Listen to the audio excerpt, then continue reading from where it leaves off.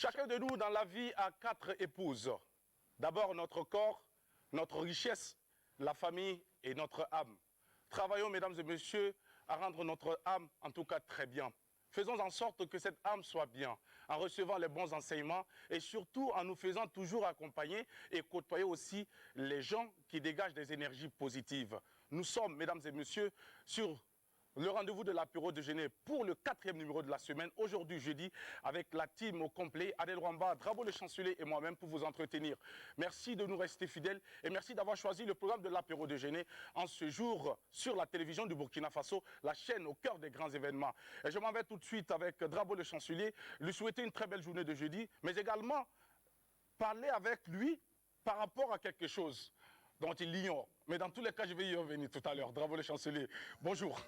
Bonjour à toi, Jackie. Déjà, tu m'engages comme ça et tu me parles de quelque chose déjà que j'ignore. Je vais te poser la question en direct. D'accord. Et que j'ignore. Non. D'accord. Mais tu viens de dire quelque chose de très important. Tu as parlé des richesses. Notre corps est une richesse. Oui. En tout cas, mon corps, c'est une richesse. Donc, mais c'est une richesse qui ne va pas t'accompagner. Oui, mais il faudra que les gens exploitent ce corps-là aussi. Parce que c'est une richesse. Voilà.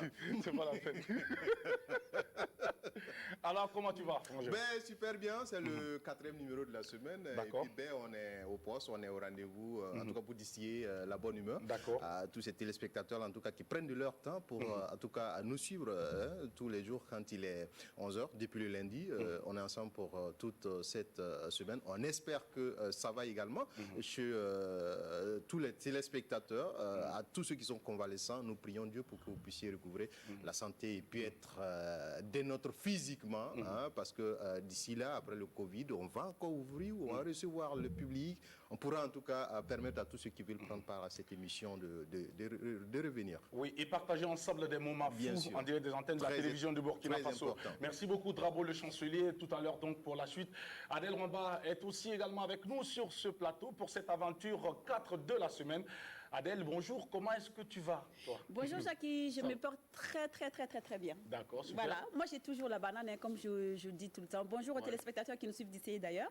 Très heureuse d'être là. Il y a une chanteuse congolaise d'origine béninoise qui disait ceci dans une de ses chansons.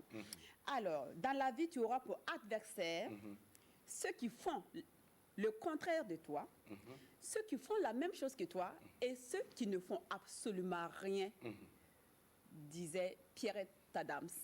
Donc, c'est une chanson qui t'a bercé, hein? Qui m'a bercé, non, j'étais déjà une go. Hein. Ah, d'accord, attention. J'étais déjà arrivée, quoi. Voilà. Donc, allons méditer. Donc, je disais tout à l'heure, tantôt, en direct, que voilà, vous savez, c'est toujours, le coronavirus est toujours présent. Donc, il n'est pas parti. Au contraire, il y a de plus en plus de personnes qui sont infectées. Donc, ce que vous pouvez faire, en fait, pour donner un petit peu de sourire autour de nous, c'est par exemple, si chaque personne devait acheter 10 masques, ça coûte 300 francs l'unité, 10 masques pour donner à 10 personnes défavorisées de leur famille.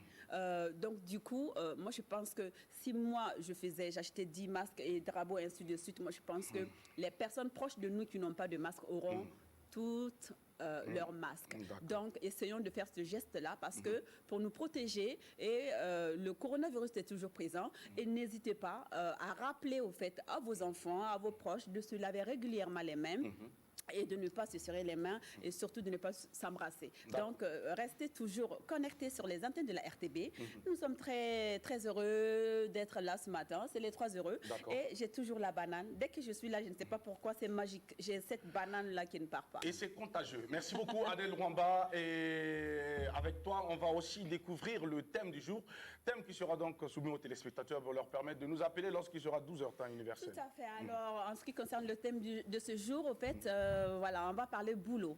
Seriez-vous prêt ou prête à quitter un emploi de fonctionnaire, genre à quitter la fonction publique pour aller travailler dans le privé? Si oui ou non, vous allez nous dire pourquoi quand il sera 12h au 25 31 83 53. Merci beaucoup, Adèle. Les travaux de chancelier aujourd'hui jeudi, et également culture, musique est au rendez-vous. On parlera de quoi? Alors déjà, on parlera du Covid Live, qui est un concept qui a été initié pour permettre aux artistes d'être en contact avec leurs fans via les réseaux sociaux sûr, à travers des prestations live. En streaming, bien sûr. Ça vous permettra en tout cas de ne pas sentir le poids du confinement. Une très belle initiative que nous prendrons en tout cas du plaisir à partager avec nos fidèles téléspectateurs. Et si la régie nous permet également, on va essayer de prendre un compatriote du côté de l'Europe pour voir un peu. C'est vrai que nous parlons du Covid, mais il est intéressant aussi. Ils nous suivent, ils sont très nombreux à nous suivre, mais il est important pour nous également de penser à eux et de savoir comment ils vivent cette période de confinement et tout ce qui se passe là-bas. On pourra avoir un de nos compatriotes via le téléphone si, en tout cas, la régie nous permet. D'accord, merci beaucoup, Dravo le chancelier. Et voici donc ma question pour toi, Dravo, ce matin de jeudi. J'aurais appris ce matin, en arrivant ici à la télé, que dans ton bouilloire, il y a un gros morceau de glace. Oui, j'ai pu voir ça aussi sur les réseaux sociaux. J'ai pu voir ça aussi sur les réseaux sociaux. Mais je pense qu'on n'a pas à se cacher pour faire le jeûne. Du moment où ce n'est pas une obligation, parce que pour moi, je dis que ce n'est pas une obligation. Quand on se sent capable de le faire, on le fait. Et quand on sent qu'on ne peut pas aussi, on ne force pas. On prie toujours Dieu pour que Dieu nous donne la force de le faire. Si on ne le fait pas cette année, on peut le faire l'année prochaine si on a la santé. Alors moi, je pense qu'il faut voir les choses comme ça. Ne forcez surtout pas. On ne force pas. C'est tout naturel. Quand vous le faites naturellement, vous voyez que vous ne souffrez pas. Merci beaucoup, Dravo le chancelier, pour ces éléments donc, de réponse à apporter. Sinon, c'est pas moi. Pour ton information, c'est pas moi. On est rassurés.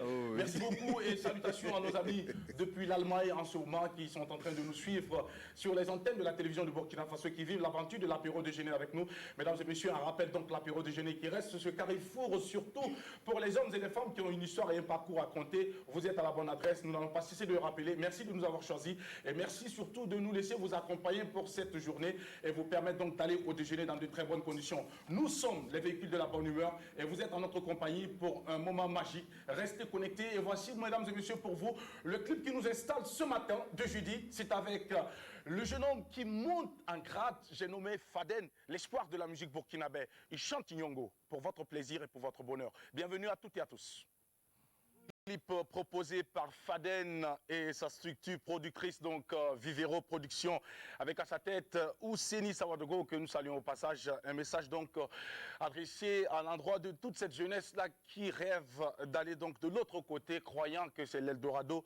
Les amis, l'Eldorado, c'est ici. C'est vous qui allez constituer donc votre pays en Eldorado. Ne l'oubliez surtout pas, parce que ceux qui sont de l'autre côté également traversent et vivent des difficultés au quotidien.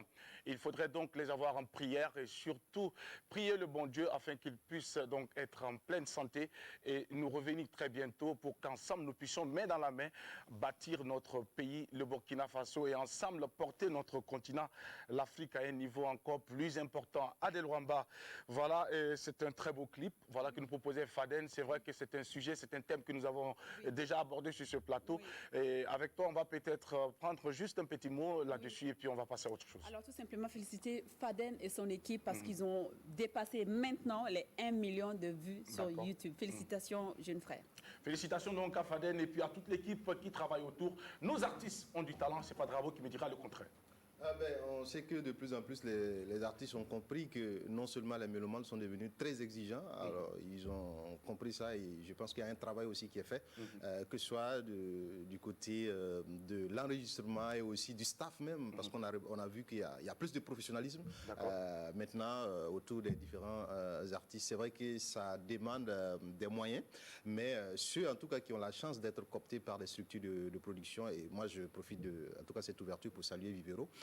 Toute l'équipe de Vivero, ils ne sont pas légion, hein, ceux qui en tout cas se permettent d'investir dans la carrière d'un artiste sans savoir comment ça va aboutir. Alors moi je pense qu'on a de la qualité aujourd'hui, même quand on regarde dans les espaces de divertissement, on peut vous faire 3 heures, 4 heures, 5 heures non-stop de musique burkinabé et ça danse. Moi je dis bravo à tous les artistes, mais il faut toujours continuer à travailler parce que nous avons envie d'exporter notre musique. Il faut trouver les créneaux pour l'exporter. Merci beaucoup, Drabo, le chancelier, pour tous ces gentils mots adressés à nos artistes. Mesdames et messieurs, vous êtes en direct des antennes de la télévision du Burkina Faso, la chaîne au cœur des grands événements et l'apéro déjeuner conçu donc pour vous, pour la jeunesse et pour tous les âges. Une émission donc magazine à cheval entre les divertissements et l'information. Et voici donc Adèle qui nous rappelle le thème du jour avant de se retirer pour nous revenir un peu plus tard au cours de cette aventure. Adèle. Oui, pour le thème de ce jour, seriez-vous prêt ou prête à quitter un emploi de fonctionnaire pour aller travailler dans le privé? Si oui ou non, ça sera tout à l'heure quand il sera 12h au 25 31 83 53. Merci beaucoup Adèle, et puis on va te raccompagner et puis te souhaiter en tout cas un très bon moment de concentration parce que tu vas revenir pour la suite de l'entretien avec notre invité. Mesdames et messieurs, c'est le moment pour nous d'appeler sur ce plateau notre invité. Je rappelle que c'est en 1997 que la scène musicale l'accueillait officiellement avec l'album Arrêt sur Image, une référence en ce sens que l'œuvre était la première du genre musical rap sur le marché du disque, évoquant des chansons à thème au service de la prise de conscience vis-à-vis du sida et le soutien aux personnes infectées.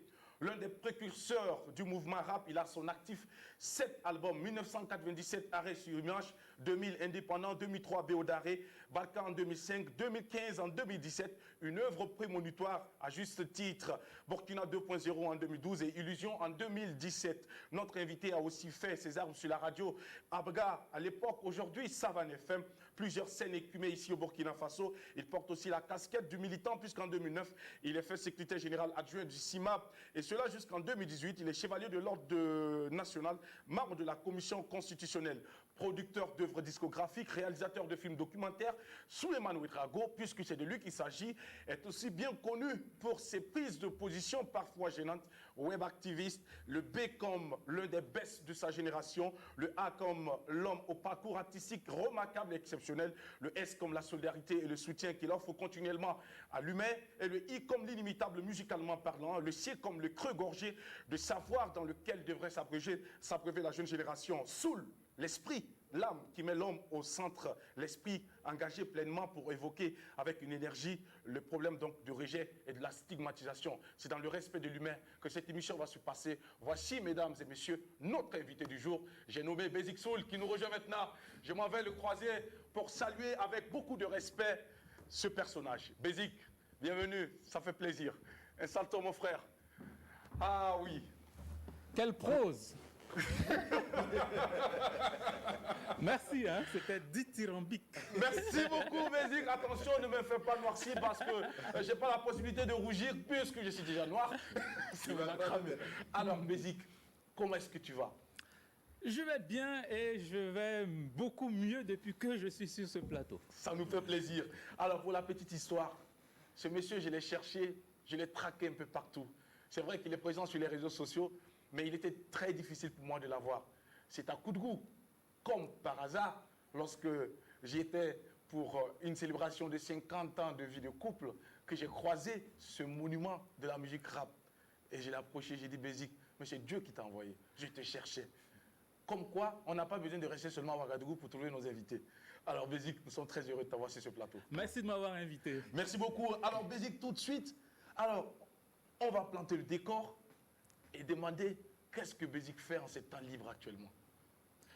En mes temps libres, je t'assure, je n'ai pas de temps libre. D'accord.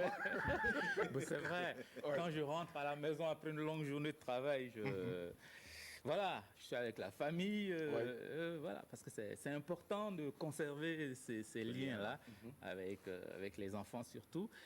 Et je regarde un peu de télé, toujours, hein, les réseaux sociaux, c'est compliqué de se déconnecter. Ouais. Hein? Mais je fais l'effort, hein. Tu es accro. Je zappe rapidement. Ouais. Non, pas du tout. Pas du tout? Pas du tout, je ne suis pas accro. Tu passes combien de temps à peu près sur les réseaux sociaux, Bézik? 2-3 heures par jour. Par jour? Hein? Moi, je dirais plus. Pour souvent lâcher des bananes, des patates chaudes? En fait, c'est vrai que mes publications sont quotidiennes. On a l'impression donc que je suis scotché. Non, pas du tout.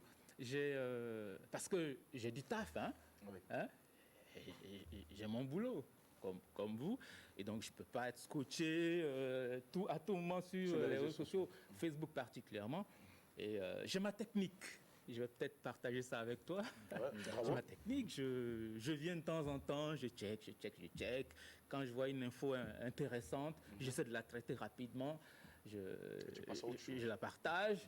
Je retourne au boulot. Voilà, j'essaie de faire ça tout au long de la journée. Et si, à mon avis, si je dois mettre bout à bout le temps que je passe sur les réseaux sociaux, je pense que c'est 2-3 heures maximum par jour. 2-3 heures maximum.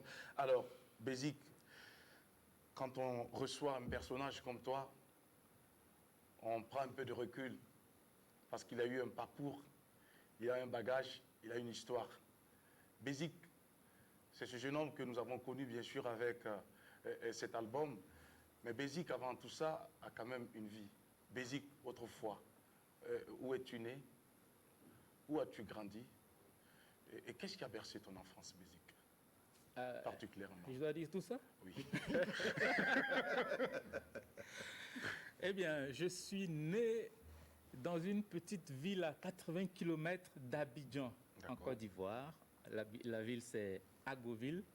Donc, j'ai grandi, j'ai fait mon adolescence. Ensuite, je suis allé à Abidjan, au lycée technique d'Abidjan, parce que j'étais assez bon, on va dire. Donc, on a dit, bon, toi, il faut que tu ailles au lycée technique. Enfin, j'ironise. Oui. Donc, je suis allé au lycée technique d'Abidjan. Et puis, par la suite, après le bac, je suis venu m'inscrire à l'université de Ouagadougou.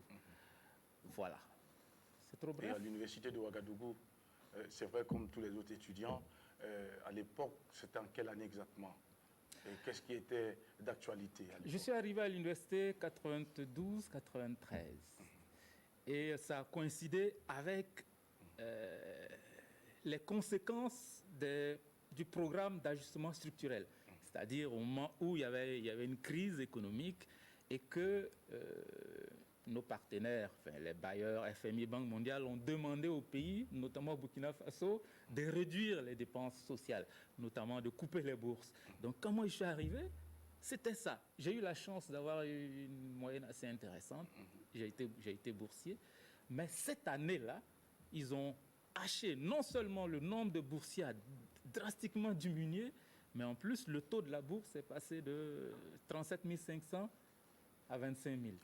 Et donc, les premiers mouvements étudiants ont commencé véritablement quand moi je suis arrivé à l'université. Mais j'ai rien à voir dedans, c'est le pass. Tu t'es pas intéressé à ce mouvement? Est-ce que tu as milité au sein des structures des étudiants qui manifestaient à longueur de temps?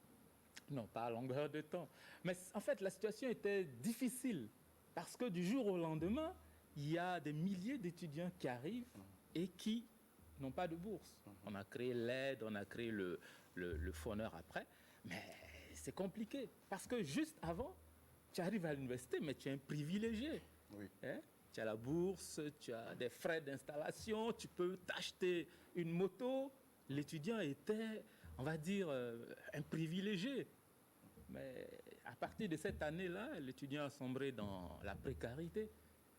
Et c'est depuis lors que l'image de l'étudiant s'est écornée au sein de la société burkinabé. Oui, je ne pouvais pas rester en marge de ces manifestations. Oui, je suis sorti comme tous mes camarades. Voilà, c'est ça. Pour également porter votre mécontentement à l'endroit donc des autorités. Alors, Bézik, quelques années plus tard, on te retrouve en train d'offrir au Burkinabé un album de rap. Mais avant l'album, il y a eu un travail en amont qui a été fait. Bézik et la musique, la rencontre, ça remonte à quand? Et qui sont ces artistes, ou qui est cet artiste qui a inspiré Bézik? Ça remonte quand même aux années lycée. J'avais des amis, 3 amis, qui avaient formé un groupe de rap. À l'époque, j'étais trop timide. Moi, j'étais derrière, j'écrivais quelques textes pour eux et je les suivais. J'étais un peu comme leur manager. Et c'est parti de là. Comme ils me sollicitaient parfois pour écrire des textes. Et à l'époque, les textes étaient en anglais parce que le rap qu'on connaissait, c'était la tendance. Il venait des États-Unis. Il n'y avait pas encore de rap français. Et on s'est débrouillé, on baragouinait en anglais. Et c'est parti de là. Et c'est véritablement, après le bac, quand je suis rentré au Burkina, et que c'était vide. Il n'y avait pas de mouvement hip-hop, il n'y avait pas de rap affiché comme ça. Et je me suis dit, avec d'autres camarades, ce serait bien d'essayer de développer ce mouvement-là. Et avec Mr. P, Radio Abga, ensuite Énergie, Énergie d'abord, Radio Abga qui est devenu Énergie, ensuite voilà. Donc c'est véritablement là-bas que chaque dimanche il y avait une messe hebdomadaire à l'émission Rap Time. C'est là-bas qu'on a fait nos premières armes, c'est là-bas que le mouvement a commencé à se former et ça n'a pas été facile parce qu'au début le public ne comprenait pas. C'est vrai que nous, on était câblés, scotchés directement avec ce qui se faisait. Voilà. Et puis, après, il y a le rap français qui a commencé à se développer. Solar, sur qui je me suis beaucoup inspiré. Il y a eu les MAM, pardon, les gars de Marseille. Les gars de Marseille. Marseille, NTM, c'est Paris. Ça, c'est Paris, oui. Mais enfin, voilà. Et donc, c'est de par toutes ces influences que je me suis enrichi et puis j'ai essayé de trouver ma voie et que j'ai construit à travers le premier album, Arrêt sur Image. Alors, à l'époque, avant la sortie donc, de cet album, dans les années 97, Basic, le hip-hop, de façon générale, était assimilé à la délinquance, la drogue, les enfants qui étaient perdus, ces enfants qui n'avaient aucun avenir, ces enfants qui étaient considérés comme des dangers pour la société. Est-ce que vous étiez également dans cette même dynamique? Oui et non. Je crois qu'il faut faire la nuance, parce que c'est vrai que le rap, c'est une musique de ghetto. C'est né dans les ghettos à New York, et ce sont les enfants de la rue, en guillemets, c'est dans la rue, les enfants de familles démunies qui se sont adonnés à ça parce qu'ils ont trouvé une expression, une voix pour s'exprimer. C'est comme ça que le rap est né. Par contre, quand le rap s'est développé au Burkina, singulièrement, je crois que c'est le cas aussi en Côte d'Ivoire, à Abidjan, à Dakar aussi, c'était plus un milieu plus ou moins scolarisés, plus ou moins aisés. Donc, c'était ces jeunes-là qui ont commencé à faire le rap. C'est vrai que nous ne venions pas de familles riches, mais nous avions suffisamment de bagages pour comprendre. Parce qu'à l'époque, c'était un tout. C'était une vraie culture hip-hop.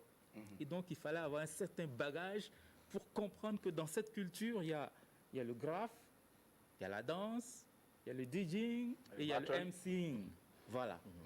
Et cette culture, il a fallu l'appréhender, il a fallu l'étudier et trouver notre voie. C'est ainsi qu'on a essayé du mieux qu'on a pu de bâtir sur ce modèle le mouvement hip-hop au Burkina Faso. Et oui, pour répondre à ta question, on n'était pas vraiment taxé de voyous au début, mais peut-être de gens dévoyés qui viennent avec quelque chose, on ne sait pas d'où, on ne sait pas où ça va les mener, mais ils sont dedans avec leur délire, peut-être ça, oui. Mais toi, Basic, tu as choisi d'emprunter un chemin, celui qui t'éloignait un peu de la mode à l'époque, le rap hardcore. Toi, tu ne t'es pas intéressé. Et pourquoi? Quand on sait que c'était un mouvement qui est à la mode, le rap hardcore, et toi, tu arrives avec un rap plus posé, un rap qui conscientise, un rap qui traite des thèmes. Est-ce que tu n'avais pas peur de ne pas être reçu convenablement, Basic? Non. Peut-être. En fait, le rap, par essence, il est fait pour conscientiser, il est fait pour susciter la mobilisation, l'engagement.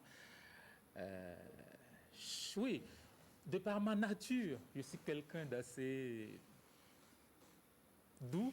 Ah ouais? Je suis quelqu'un d'assez calme. Et donc, il faut que ça se ressente dans mes œuvres. Dans mes œuvres. Et je n'ai pas forcé. Je pouvais bien venir jouer le gangster, je pouvais bien venir jouer le méchant, mais non, j'ai décidé de rester moi-même. Et mes œuvres s'en sont ressenties. C'est vrai que j'ai toujours eu un goût prononcé pour la lecture. Et donc ça aussi, j'ai essayé de m'en servir pour écrire mes textes. Ça a fait la différence. Et parfois, ça a été incompris parce que on caricaturait le rap. Le rap, ça doit être viril, ça doit être hardcore. Et bon, quelqu'un qui vient, qui est soft, bon, c'était un peu limite. Voilà. Et parfois, on n'a pas été compris. Mais avec le temps, quand on voit ce que l'image du rap actuellement, bon, on est tranquille. Hein, vous êtes tranquille. Mais ce n'est pas une image que vous avez peut-être souhaitée.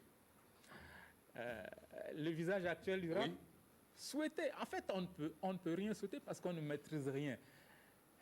Moi, quand j'ai commencé, les jeunes d'aujourd'hui n'étaient pas nés. Je vais dire, ceux qui font le rap aujourd'hui n'étaient pas nés. Ça fait 22, 23 ans que Arrêt sur Image.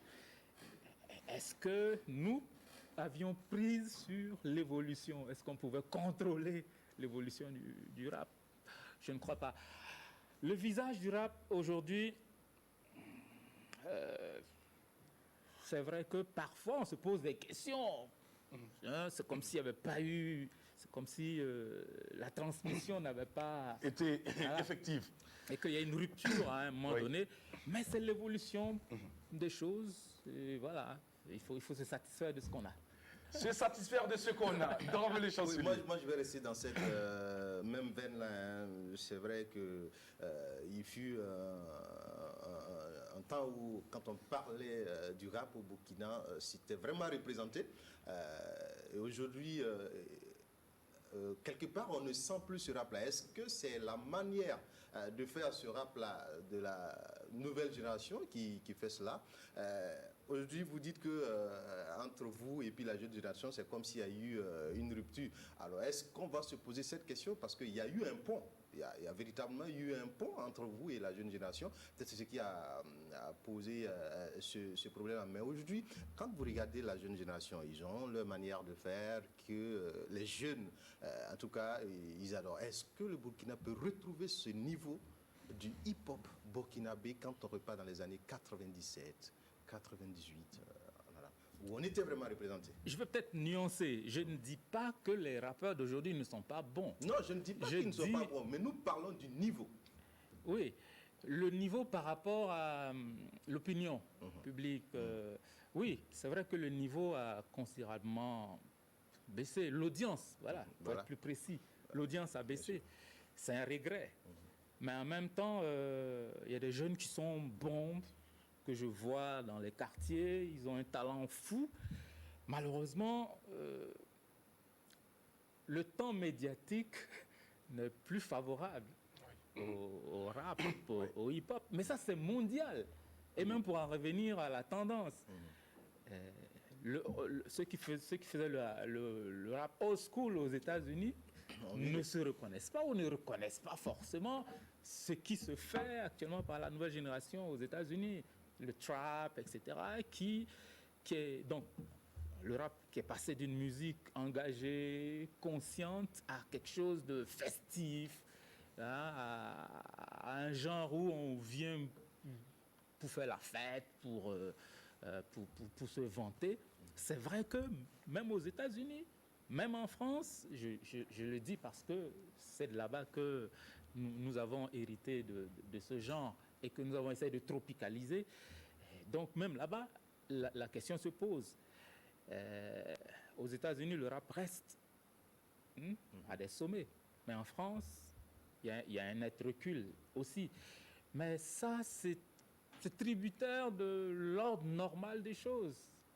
Une musique, qu'elle soit populaire, elle ne peut pas rester au sommet définitivement. Forcément. On a vu le reggae, on a vu des monuments qui ont porté le reggae, comme Bob Marley. Mais le reggae aussi est peut-être réduit aujourd'hui à sa plus simple expression, même si c'est une musique qui reste toujours vivace. Et le rap au Burkina Faso reste toujours vivace. Malheureusement, sur le plan médiatique, il n'y a plus les créneaux. Et ce n'est pas seulement sur le plan médiatique, sur le plan aussi des tribunes d'expression, des spectacles, des festivals, il n'y a plus rien. Les émissions radio dédiées au hip-hop, il y en avait plusieurs. Il y en avait dans chaque radio. Aujourd'hui, c'est quasiment inexistant dans les programmes. Oui, mais c'est pourquoi je dis, est-ce que ce pont-là, ce pont qu'il y a eu entre vous et la nouvelle génération, est-ce que c'est pas ce pont-là qui a créé tout ça? Parce qu'à un certain moment donné, il y avait beaucoup plus... Rupture de pont ou pont? Non, une rupture. Parce qu'il y a eu une rupture. Voilà. Alors, si on consommait beaucoup le hip-hop, s'il y avait beaucoup d'émissions, c'est parce qu'à un certain moment donné, tout le monde était unanime là-dessus. Mais à un certain moment donné, quand ça régresse, on ne peut pas... L'émission, forcément, ne va pas avoir d'audience et c'est difficile de continuer également. Qu'est-ce qui était fait à ce niveau? Je suis d'accord avec toi. Il y a eu problème à un moment donné. Il y a eu... Bon, je ne vais peut-être pas jouer le mauvais joueur, mais tout s'est passé en un laps de temps assez court. La déferlante du coupé décalé, elle a été plus ou moins fatale, pas seulement pour le rap, mais pour la majorité des genres musicaux qui ont reçu un véritable coup avec l'avènement du coupé décalé. Le coupé décalé est venu, il y a des bars, il y a des maquis spécialisés qui se sont mis... à la promotion du coupé décalé. Voilà, et ça ne jouait que ça, etc. Et le rap n'était pas solidement structuré de sorte à résister. Est-ce que c'est le coupé décalé qui a fait que vous avez baissé la garde? Non. Non, enfin, je dis que c'est un facteur qui est venu. Je le dis simplement parce que le rap, c'est vrai que nous faisons le rap plus ou moins par passion. Mais les promoteurs, les animateurs radio, les promoteurs de festivals, etc., eux, ils cherchent là où il y a leur intérêt. Le cash. Et quand il y a un nouveau truc qui arrive, tout le monde... ils voient qu'en misant leurs billes, ça peut rapporter, eh bien, les gens ont déplacé leurs billes, ils ont mis ailleurs. Ceci étant dit, je ne suis pas en train de stigmatiser le coupé décalé ou quoi que ce soit. J'explique juste les circonstances qui peut-être expliquent aujourd'hui que le rap soit dans le creux de la vague. Mais ce n'est pas suffisant. Ce n'est pas suffisant. Parce que si nous étions assez organisés, si nous avions monté un lobby suffisamment puissant au sein du mouvement, les choses n'en seraient pas là. Attention, tu viens de dire que tu ne stigmatises pas le coupé décalé ou encore le reggae parce que c'était les adversaires directs, j'allais dire à la limite du mouvement rap. Et voici un extrait de tes propos que je partage avec toi pour te permettre de te remémorer et de nous laisser un petit commentaire par rapport à cela. Et attention, on ne fait pas cricata, cricata. Nous, on ne dit pas ga, presawaga. Nous, on ne se promène pas avec femme Nassara pour s'inspirer. On n'a pas besoin de ganja. On s'en fout de arrangeur international. Ce sont tes propos. Ah oui, bien sûr. Et c'était pour répondre. C'est mes propos. Non, tu sais, le rap, c'est ça. Le rap, c'est le clash. Le rap, c'est le clash. C'est provoquer. C'était pas dans l'idée de dénigrer ou de... Non. C'était juste aller au clash, susciter, on va dire, voilà, piquer. Voilà. Et ça atteint pas seulement le coupé décalé. Puisqu'il y avait les reggae, mais que pas aussi qui étaient concernés. Mais bon, en fait, c'est une chanson parodique. C'est une chanson parodique où, c'est vrai que c'est un extrait qui pique les autres, où je me moquais même. Je me moquais de moi-même. Parce qu'au début de la chanson, qu'est-ce que je dis? On a rappé pendant des années et puis finalement, on n'a rien eu. Je le dis dans la même chanson. Et donc, oui, c'était une chanson un peu parodique. Et parfois, c'est sur ce ton-là qu'on peut dire certaines vérités. et faire réfléchir les gens au-delà du concret. Est-ce qu'en tant que précurseur de ce mouvement, vous n'avez pas raté quelque part votre mission Basic Soul? Puisqu'à un moment donné, vous avez constaté la déferlante, vous avez constaté à un moment donné la chute du mouvement.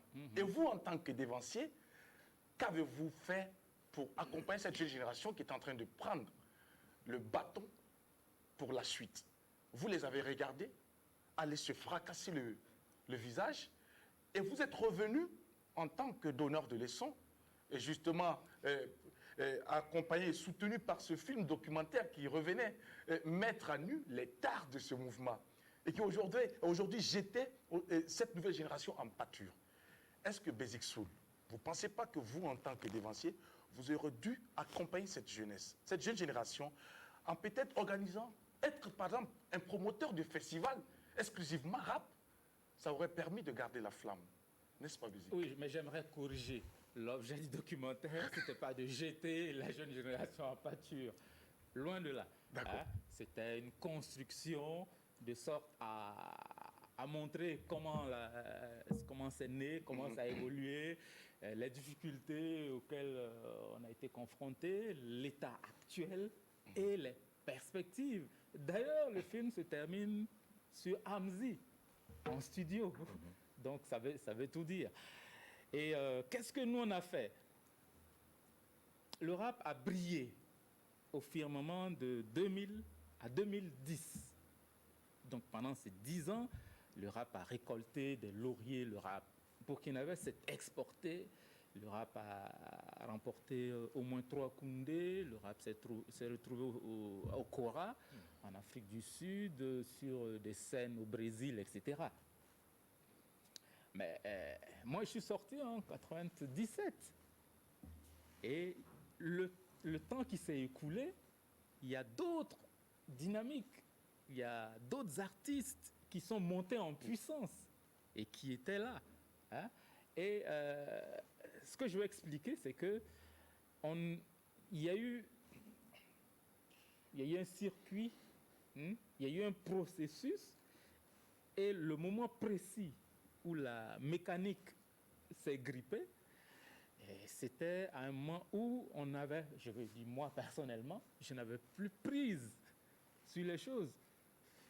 C'est un moment où j'étais plus ou moins en retrait du mouvement pour des raisons personnelles. C'est vrai que je regrette de ne pas avoir pu faire plus, de ne pas donner davantage. Mais en même temps, est-ce que c'était mon rôle? Je te pose la question. Même si ce n'était pas ton rôle, oui, tu aurais pu apporter ta pierre. Mais je l'ai fait. Justement, tu aurais pu apporter ta pierre. Et moi, je pense que cette pierre-là... Je l'ai fait, j'ai produit des jeunes. Tu as produit des jeunes, et ça, c'est récent. Non. Ça remonte à combien d'années? Depuis 10 ans, je produis des jeunes. Mais que sont devenus ces jeunes que vous avez produits? Eh bien, ils ont connu des aventures diverses.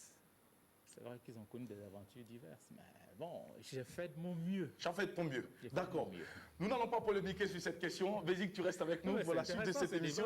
Alors, tu restes avec nous. Nous allons marquer juste un temps, une pause, pour entendre Drabo le chancelier dans la rubrique donc Culture Musique, et on revient pour la suite de l'entretien avec toi. C'est bien dit. Aujourd'hui, c'est jeudi Culture Musique. On va s'intéresser à cette période de confinement où on était plus ou moins habitués à aller dans les spectacles les week-ends, être en communion avec nos artistes. Mais depuis un certain temps, tout a été en tout cas arrêté. Alors voici un mouvement qui vient en tout cas permettre à ces artistes-là d'être encore plus proches de leurs fans.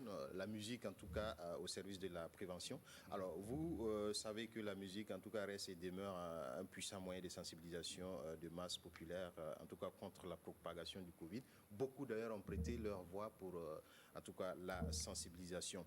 Alors ce mouvement vient organiser des concerts live avec des artistes, que ce soit des artistes connus ou qui ne sont pas connus, sur les réseaux sociaux, en streaming, des concerts live, pour permettre aux fans de rester en contact avec les artistes à travers ces prestations. Et je profite d'ailleurs pour saluer en tout cas tous ceux qui ont eu cette initiative, parce que ça nous manquait. On était habitués à quelque chose et du coup, tout est bloqué. Et déjà, ce sera à partir de la semaine prochaine. Alors, on reviendra sur ce plateau pour vous communiquer j'allais dire les noms de ces artistes avec un programme bien déterminé, aussi les horaires pour que vous puissiez en tout cas revivre ces instants de bonheur avec ces artistes. Là, on prend un exemple KPG qui a en tout cas depuis un certain temps a développé cela à travers des spectacles qu'il offre par moment dans des soirées. On a vu Nourat également qui a offert des spectacles. On a pu voir aussi l'autre Daouda Sané qui a envoyé ce concept également où il présente des soirées à travers les réseaux sociaux, et tout ça ne peut que contribuer en tout cas à alléger en tout cas cette période de confinement qui est très lourde. Moi je sais que quand on prend un gars comme Bézi qui s'ennuie en ce moment, des gens qui aimaient fouiner, aujourd'hui tout est aux arrêts.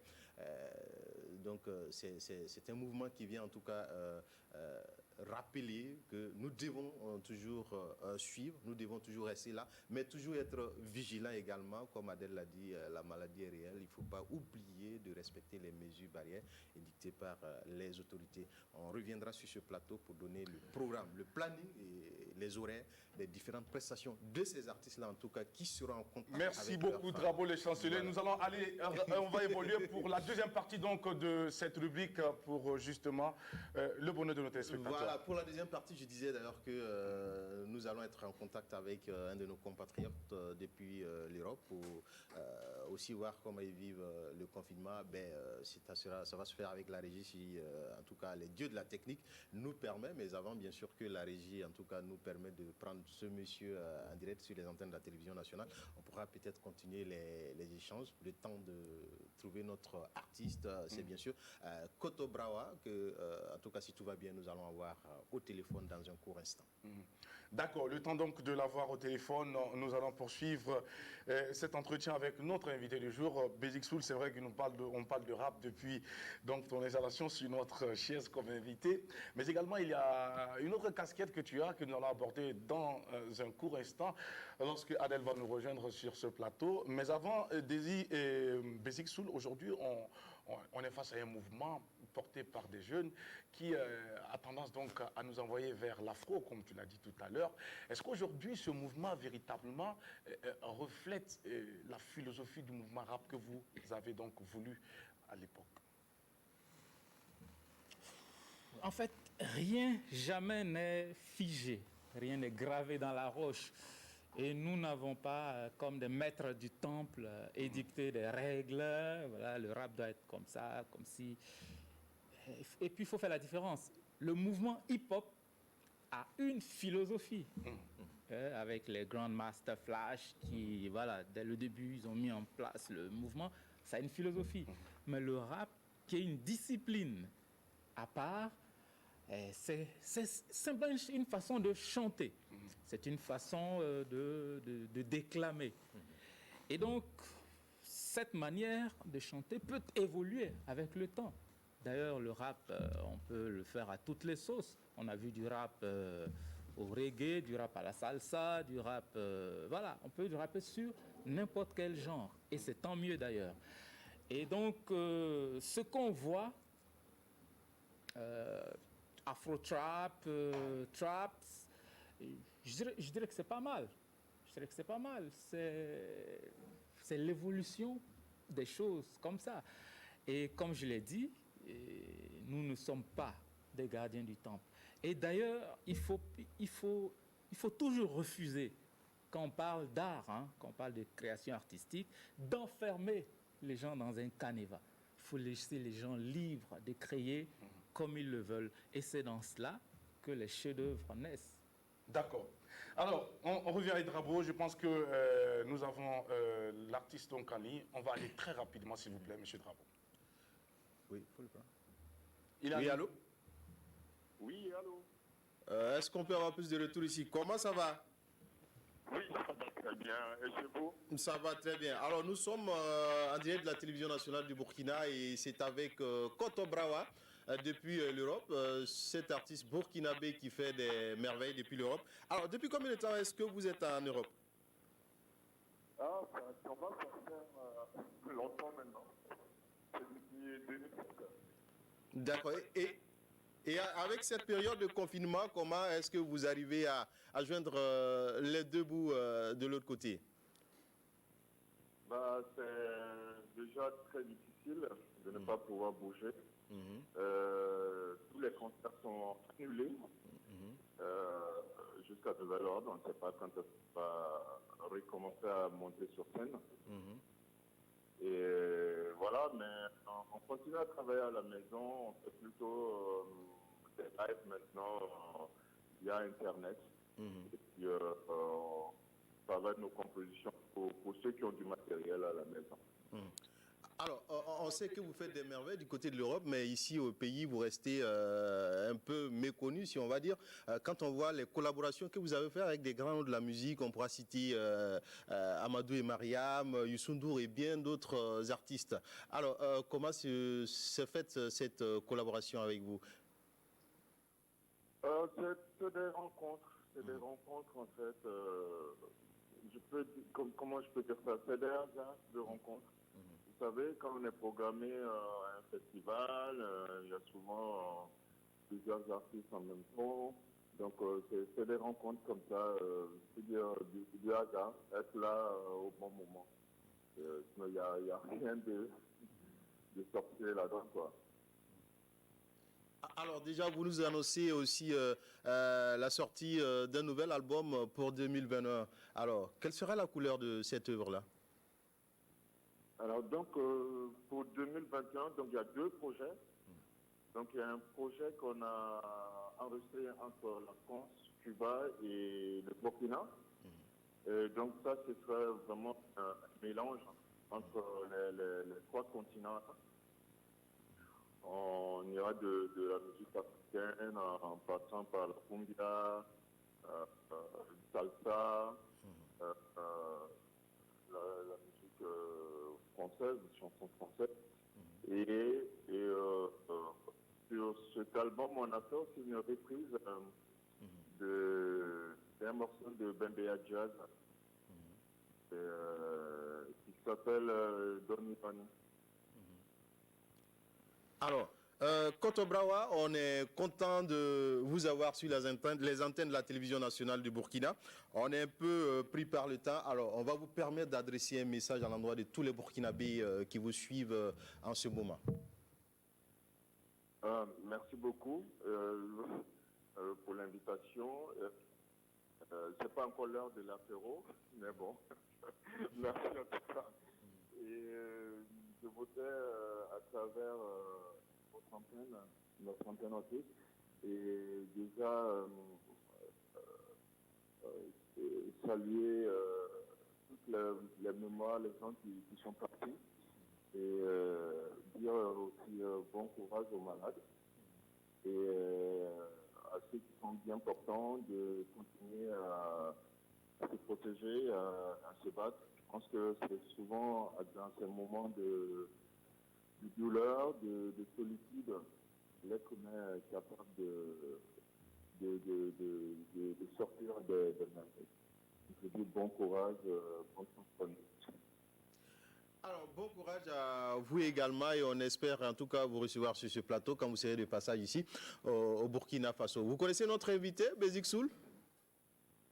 Je n'ai pas bien entendu. Est-ce que vous connaissez notre invité, Bézik Soul? Bézik Soul, oui, bien sûr. Bon, on ne se connaît pas personnellement, mais musicalement, oui, je vois ce qu'il fait. Je le salue d'ailleurs. Alors, merci à vous, Koto Brawa, et puis bonne suite à vous. Merci beaucoup. Merci. Merci beaucoup et merci à Drabo le chancelier donc, pour cette rubrique qui nous a permis de connaître l'actualité de notre confrère qui se trouve en tout cas de l'autre côté. Et qui fait des merveilles avec de grands artistes. On aura l'occasion d'en dire plus sur lui à d'autres occasions. Ici même à l'apéro de Génie. Merci beaucoup à toi Drabo. Le chancelier Adel nous rejoint pour la suite de cette émission. Et pendant ce temps, on va rappeler donc le thème du jour. Eh bien, voici donc le thème pour vous, mesdames et messieurs. Est-ce que vous êtes prêts à quitter la fonction publique public pour vous retrouver donc dans le privé. Vous allez nous appeler tout à l'heure lorsque nous allons ouvrir le téléphone sur le 25 31 83 53. Adèle, alors, de retour sur le plateau, nous allons donc te permettre de nous partager tes préoccupations. Oui. Rebonjour, cher frère. Rebonjour. Comment ça va? Ouais. Ok, super. Quand on te regarde, tu parais être calme, une personne bien posée, une personne, enfin, en gros... C'est le cas, non? Tranquille. Bon, elle a dit il paraît. Non, mais je ne sais pas, c'est pour ça que je suis en train de poser la question. Moi, je ne sais pas. Alors, mais de temps en temps, quand on va un petit peu sur ta page et qu'on regarde, on se dit, Dia, il a beaucoup de piment. Il pique. Il pique. Il pique, mais calmement. Alors, moi, j'aimerais savoir, est-ce que Basic Soul a laissé sa casquette d'artiste pour prendre celle de l'artiviste? Pas du tout. D'ailleurs, c'est mon engagement, mon activisme dans la musique qui m'a amené dans l'activisme, dans le web activisme tout court. Et non, je suis toujours actif, Oui. musicalement, artistiquement parlant. Non, je n'ai pas mis en veilleuse ma carrière artistique. C'est vrai que j'ai d'autres occupations Oui. Professionnelles. Tout à fait. Mais je suis toujours artiste dans l'âme. Justement. Comme toi. Justement, à part la musique, quelles sont les occupations de Basic Soul? J'aime pas cette formule-là, à part la musique. Oui. Enfin, je sais, je vais juste te charrier. Oui, juste, voilà. J'ai bien compris. Non, en plus de la musique. Voilà, merci. Voilà, c'est la musique. En plus de la musique. Je sais que tu as plusieurs cordes à ton arc. En plus de la musique. Non, essentiellement. Oui. En plus de la musique, je fais de la production audiovisuelle. D'accord. Voilà, donc c'est pas loin de ce qu'on retrouve. En tous les cas, tu es dans le même univers. Ah voilà, on est dans le même univers. D'ailleurs, j'ai produit l'année dernière une série d'émissions qui ont été diffusées ici, à la RTB. Mais la RTB Radio? Non, RTB Télé, mais ce n'est pas l'objet. D'accord, ok. Aussi, est-ce que tu nourris des ambitions politiques? Pour être honnête, non. Je n'ai jamais envisagé à un moment donné d'être un élu, c'est-à-dire de me montrer, enfin, de me donner candidat et d'aller battre campagne et d'être élu député ou conseiller municipal ou quoi que ce soit. Alors, ceci étant dit, l'engagement que j'ai, c'est un engagement hautement politique. Voilà. D'accord. Alors, donc, tu ne cherches pas à devenir, je ne sais pas, ministre, député, je ne sais quoi. Enfin, non. Mais, par exemple, si c'est la population qui se lève et qui se dit, qui bat campagne pour toi et qui se dit, non, c'est l'homme qu'il nous faut, est-ce que toi, tu vas accepter d'être député ou enfin, avoir un poste politique? Je ne crois pas. Et puis, je me méfie des mouvements comme ça qui montent au sein de la société, qui disent, voilà, tel homme, c'est celui-là qu'il nous faut. C'est l'homme qu'il nous faut. Je me méfie des hommes providentiels. D'accord. Parce que pour moi, après Thomas Sankara, on ne devrait plus pouvoir retrouver quelqu'un comme ça et que tout le monde porte à bout de bras et qu'on dise voilà, c'est notre sauveur. Parce que Thomas Sankara nous a montré la voie en disant tu es Sankara, des millions de Sankara. Et donc, je pense que si on veut se coller aux enseignements de Sankara et d'autres avant lui, c'est de dire que chaque citoyen a son rôle à jouer. Chaque citoyen doit être une sentinelle. Chaque citoyen doit veiller. Chaque citoyen doit pouvoir porter sa pierre à l'édification de la démocratie en s'exprimant librement. C'est pour cela que vous vous rendez compte, actuellement, il n'y a pratiquement pas de contre-pouvoir, si ce n'est Facebook. Voilà. L'opposition politique, on ne la sent pas sur des questions urgentes, des questions d'actualité. Mais tout de suite, quand l'affaire vient sur Facebook, eh bien, on sent une réaction du côté du pouvoir. Alors, vous êtes en train de nous dire, Bézik, que le pouvoir, on gère le pouvoir en fonction des humeurs de Facebook. Je n'ai pas dit ça. Ce que je dis, c'est que Facebook a une influence incontestable sur la manière dont ce pays est dirigé. C'est un constat que je fais. Hein? On a vu à maintes reprises des indignations, des interpellations sur Facebook qui ont été pris en compte par l'exécutif notamment. Rien que le cas il y a quelques jours où il y a une note qui a été malencontreusement cachetée avec le tampon de la présidence et le Premier ministre s'est excusé. Mais c'est sur Facebook que l'indignation est née et a grandi. Voilà. Alors, Bézik Soul, on sait également que tu es militant du ballet citoyen. D'après ce que nous avons appris, tu fais partie de ceux qui font le travail en amont pour laisser donc tes deux collaborateurs, Smoke et Sam Skaluga, donc monter au créneau. Est-ce que c'est réel ce qu'on dit? Non, non, non. Non, il y a beaucoup de fables. Hein. Vous savez, un mouvement comme le ballet citoyen, ce n'est pas un individu qui le fait, c'est un groupe. C'est vrai qu'en dehors de ce qu'on voit, les têtes d'affiche, il y a beaucoup d'autres qui ont agi dans l'ombre, qui ont apporté des idées, qui ont développé de la prospective et qui nous ont permis de ne pas trop nous tromper, parce qu'on ne peut pas agir sans se tromper. Mais de là à dire que je serais l'éminence grise, non, c'est pas vrai. Le ballet citoyen a été longuement critiqué donc après ce qui s'est passé. Oui. Qu'est-ce que vous avez à répondre par rapport à cela? Ah ben, pour vous dédouaner. C'est normal qu'il y ait des critiques. Je l'ai dit, on ne peut pas agir sans être critiqué. On ne peut pas agir non plus sans faire des erreurs, sans faire des fautes. Est-ce que vous avez fait des erreurs? Bien sûr, comme tout le monde, on a fait des erreurs. On ne va pas peut-être les détailler ici, mais on a fait des erreurs, comme tout le monde. Mais qu'est-ce que vous avez apporté concrètement à la société burkinabé, vous, le ballet citoyen? Eh bien, je crois que déjà cette idée de se dire qu'en se mobilisant, qu'en se mettant ensemble, qu'en se regroupant avec une même vision, avec un même objectif, on peut arriver à être entendu? Pas seulement être entendu, mais être décisif. Parce que quand vous portez un certain nombre de valeurs, un certain engagement qui parle aux populations, ces populations se joignent à vous pour faire en sorte que votre projet se réalise. Et c'est ce qui s'est passé en 2014. C'est vrai que nous ne sommes pas allés seuls.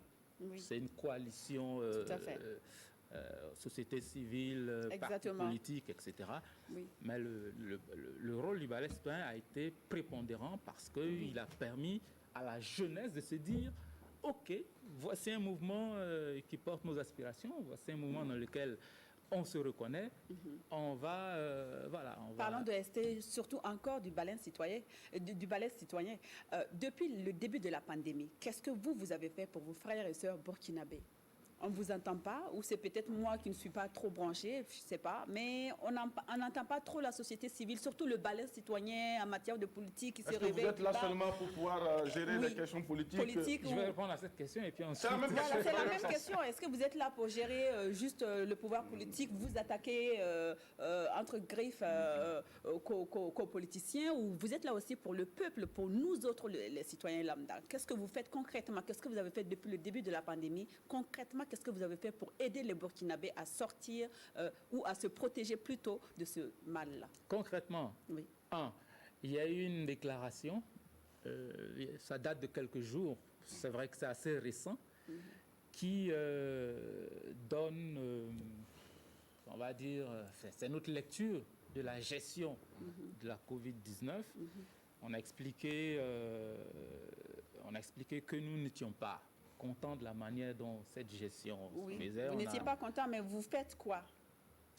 Ce qu'on fait... Oui.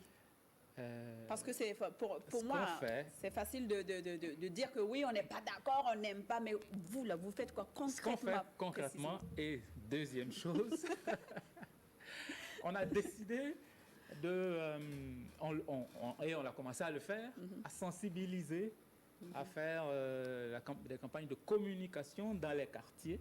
Ça, c'est quelque chose qui est en cours, mais ça va monter en puissance parce que on a un projet aussi de production de gel hydroalcoolique. Donc, on a monté une petite unité. On a fait un échantillon, enfin l'unité est fonctionnelle, on a fait un échantillon qu'on a envoyé au laboratoire national qui a validé. Et à l'heure où on se parle, la production les équipes sont en train de travailler depuis 24 heures sur 24 pour produire ce gel en quantité et ça va nous permettre de renforcer encore nos actions de communication sur le terrain. Bien sûr. D'accord. Merci. Merci beaucoup à Bézik Soul pour toutes ces informations et surtout pour cette actualité donc, du bal des citoyens. Nous voici donc partis pour un autre instant. Bézik, nous testons tes connaissances à présent. Ça se passe à l'écran avec la réalisation. Voici donc pour le quiz. Première question, c'est maintenant. Ça s'affiche à l'écran. Le Maroc est le premier pays à obtenir son indépendance. Eh bien, tu vas marquer juste un instant. Tu vas entendre de la musique et lorsque je vais donner le signal, tu vas me donner la réponse, vrai ou faux. Le Maroc est le premier pays à obtenir son indépendance. Vrai ou faux? La musique. Elle arrive. Alors, on va donner la réponse basique. Vrai ou faux? Ah, la musique est là. Vrai et faux, parce que la question est incomplète. Pays africain, vous voulez dire? Mais bien sûr. Ah ben, c'était pas explicite. Bézik, laisse ces détails et donne-nous la réponse, Bézik. Le Maroc, en tout cas, c'est pas un pays européen, Bézik. Faux. Faux. Eh bien, c'est vrai, Bézik, c'est faux. Et pour toi, c'est vrai que tu as déjà le point, mais est-ce que tu connais le premier pays africain à avoir obtenu son indépendance? Bon, j'hésite entre le Libéria et l'Éthiopie, encore que l'Éthiopie n'a jamais été colonisée. Eh bien, laisse-moi te dire que c'est le Ghana, c'était le premier pays, le 6 mars 1957. Voici la deuxième question qui s'affiche à l'écran. Bézik, tu marques un point. La part des ténèbres est une compilation de rap sortie en 1998.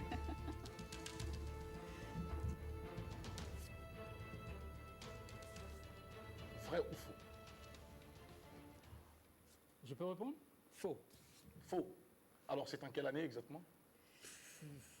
2001, je crois. Début 2000. 2002. Pour être plus précis. Merci beaucoup. Mais néanmoins, tu marques le point, 2 points. Et voici la troisième question qui s'affiche à l'écran. Claude Honoré Mbarali est un activiste sénégalais. Vrai ou faux? Mbarali. Bon, je connais un Claude Mbarali. Il est né au Sénégal, mais il n'est pas sénégalais. Il est français d'origine tchadienne. Mais ce Claude-là, on va dire faux alors. C'est faux. Eh bien, faux. Merci beaucoup. Ça fait 3 points. Et il s'agit donc de MC Solar à l'état civil. Merci beaucoup. Alors, voici la dernière question pour toi, Bézik. Le CFA signifiait dans le franc CFA du coût fixe des affaires.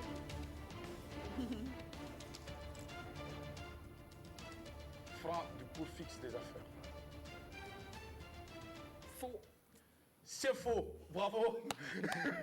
Merci beaucoup, Bézik. Créé en décembre 1995, franc des colonies françaises d'Afrique. Alors, 4 sur 4, ça mérite un. Ah, c'est 4 sur 4? 4 sur 4. Bravo, bravo, Bézik.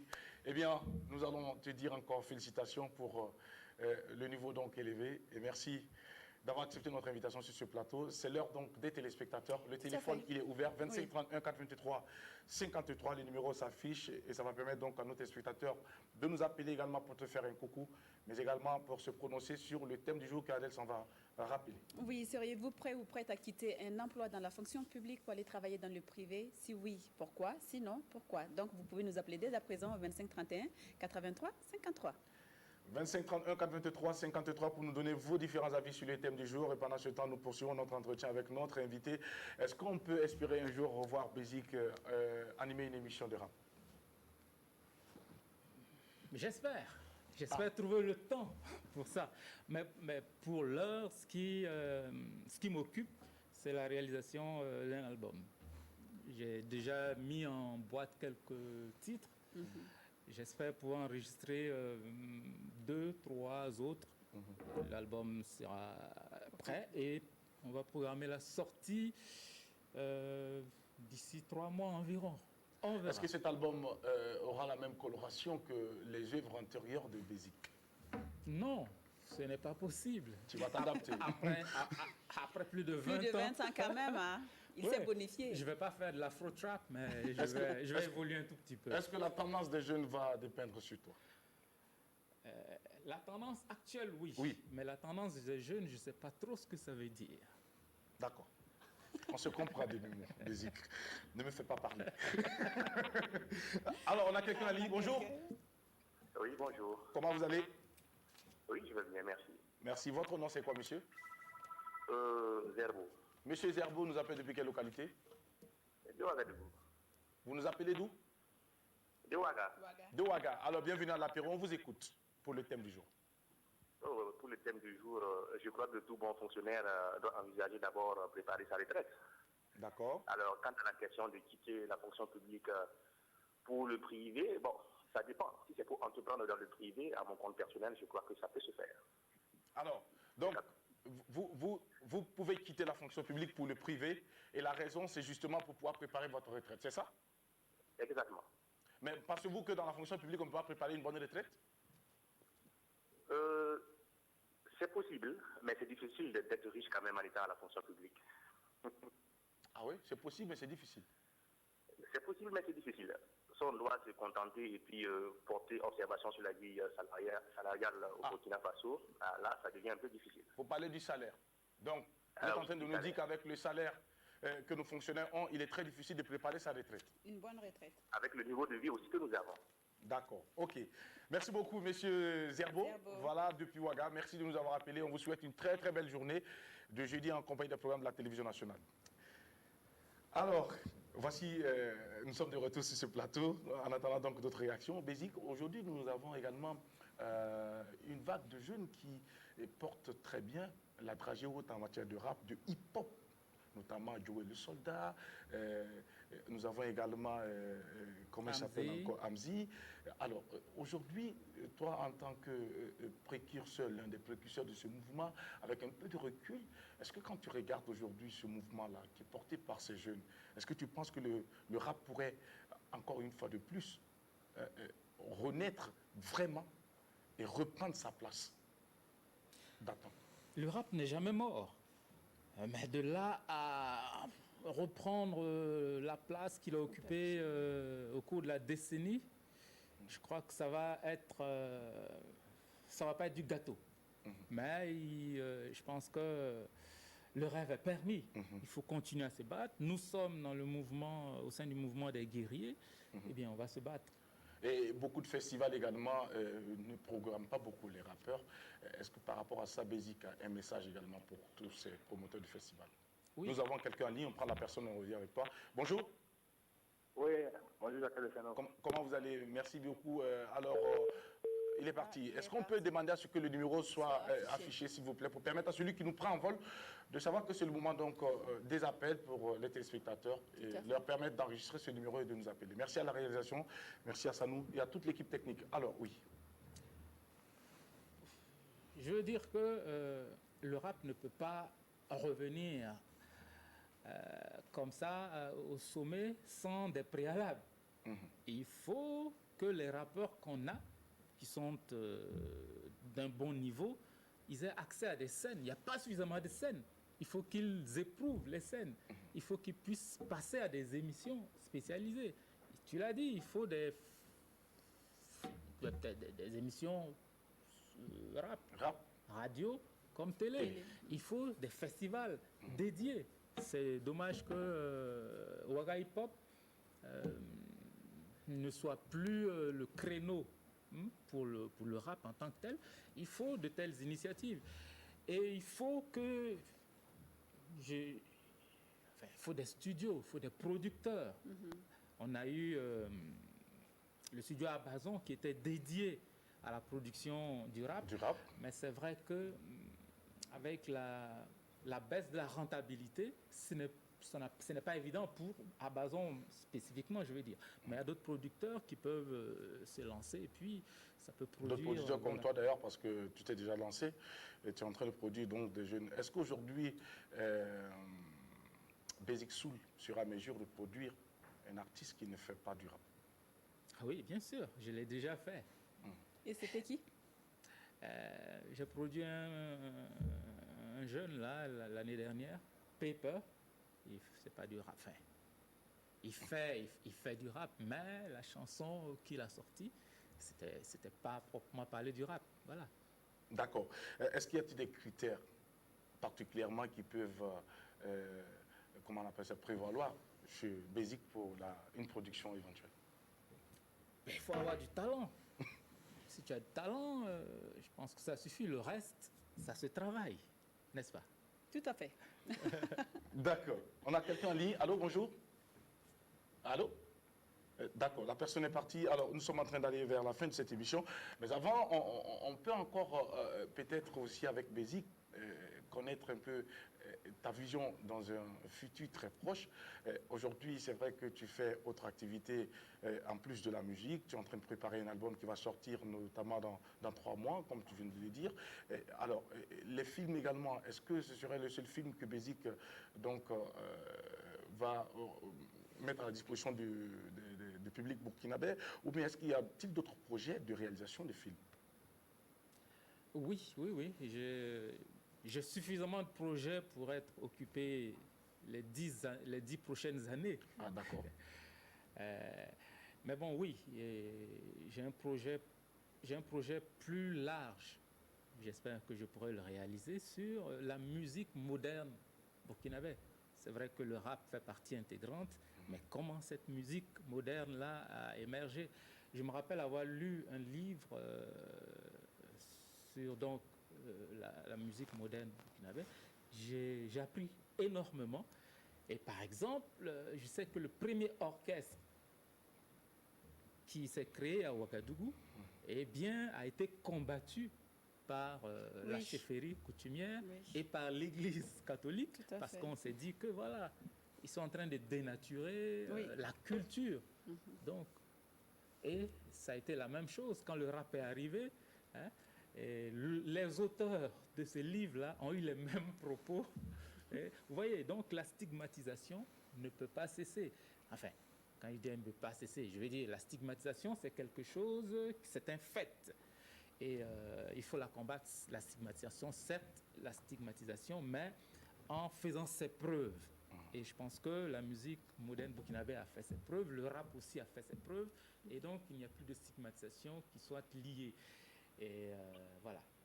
Arrêt sur image produit par Promaco. On a quelqu'un en ligne. Bonjour. Bonjour. Comment vous allez? Très bien. Bien, merci. Votre nom, c'est quoi, madame? Pas madame, monsieur. Monsieur, autant pour moi. Alors, d'accord. Votre nom, c'est quoi? Stéphane. Stéphane nous appelle depuis quelle localité? Bobo. Bobo du Lasso. Bienvenue à Stéphane. Alors, on vous écoute pour le thème du jour. Ben, je dis beaucoup de courage à l'artiste. Je crois que c'est le premier rappeur du Burkina. Hein. Oui. Il refuse de l'accepter avec beaucoup d'humilité. Ah, il refuse? Il refuse de l'accepter. Non, si je peux préciser, je ne refuse pas d'être le premier. Ouais. Je suis le premier à avoir mis une œuvre sur le marché. Mais pas le premier rappeur. Premier rappeur, c'est comme entre l'œuf et la poule qui est sorti le premier. On va faire un débat interminable. D'accord, il s'exprime très bien, il donne un très bon message. Merci. Allô? Voilà, oui. D'accord, on vous écoute alors pour le thème du jour. Voilà, il donne un très bon message, je l'encourage, il a formé pas mal de jeunes burkinabés en rap.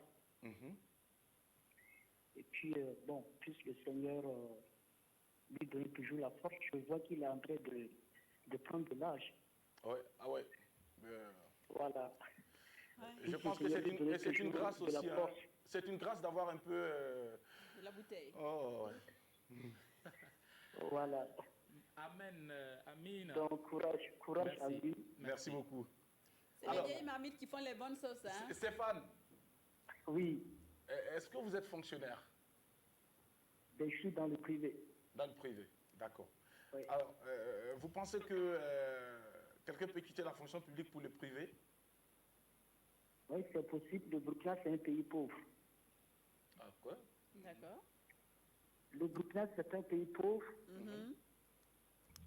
La hiérarchie qui est devant bouffe l'argent. Puis c'est ça qui fait que souvent, plein de gens peuvent quitter le public pour aller en privé. D'accord. D'accord. Ok. Donc, voilà. En gros, on est mieux payé dans le privé. Dans le privé, ça va seulement, voilà. Si ça chute aussi là-bas, ça veut dire que tout le monde est au chaos. Si ça chute dans le privé, tout le monde est KO. Voilà. D'accord, ok. Sinon, le privé est nettement mieux que le public. D'accord. Parce que vous êtes dans le privé, donc vous avez... Non, pas parce que je suis dans le privé. Je vois la réalité du pays.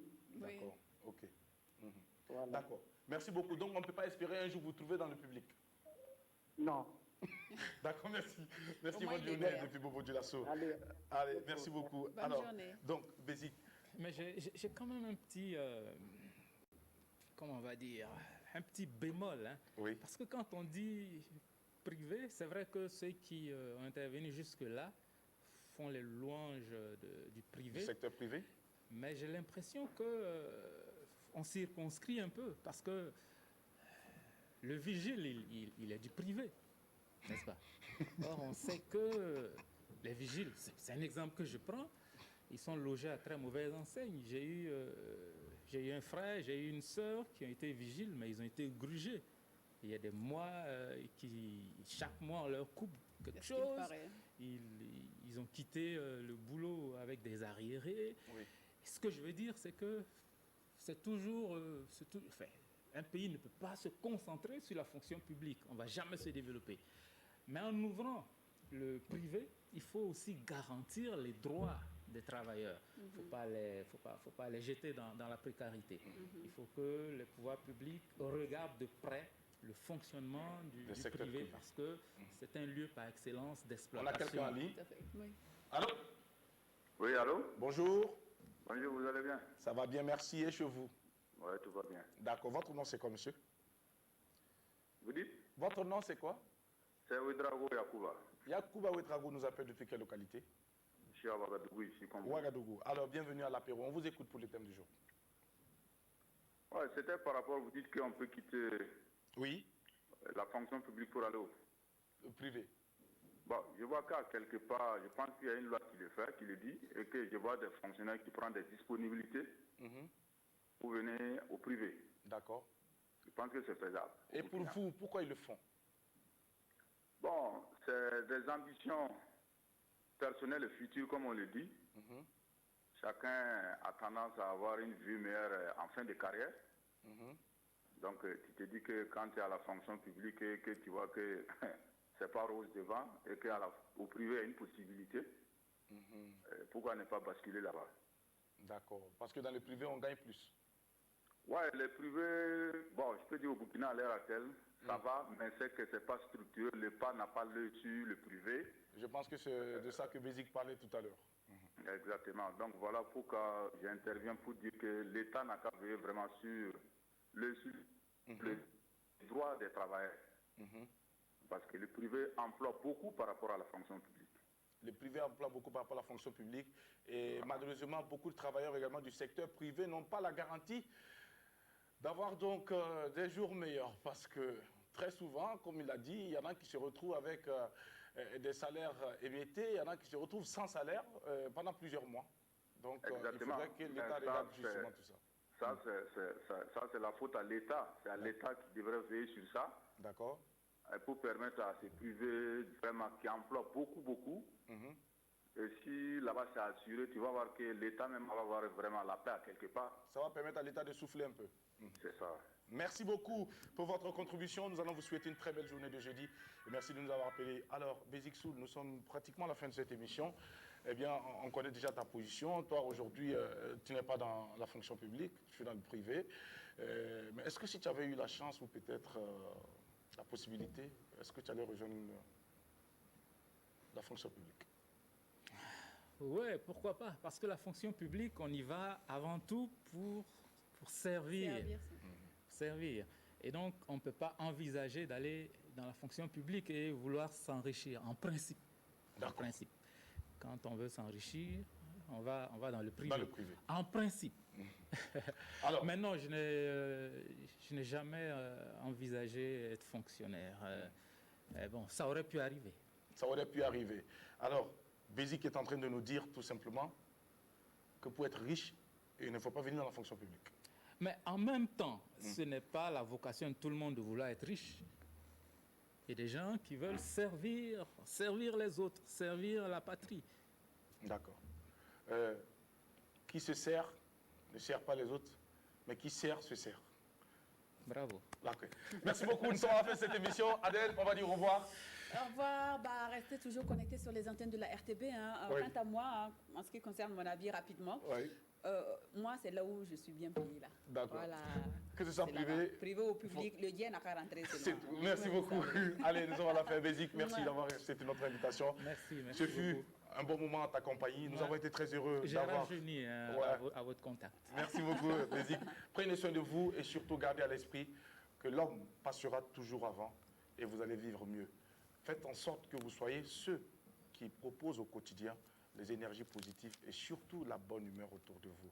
Soyez heureux et surtout ayez l'estime de vous pour pouvoir aimer votre prochain. Prenez soin de vous et que Dieu bénisse le Burkina. Au revoir.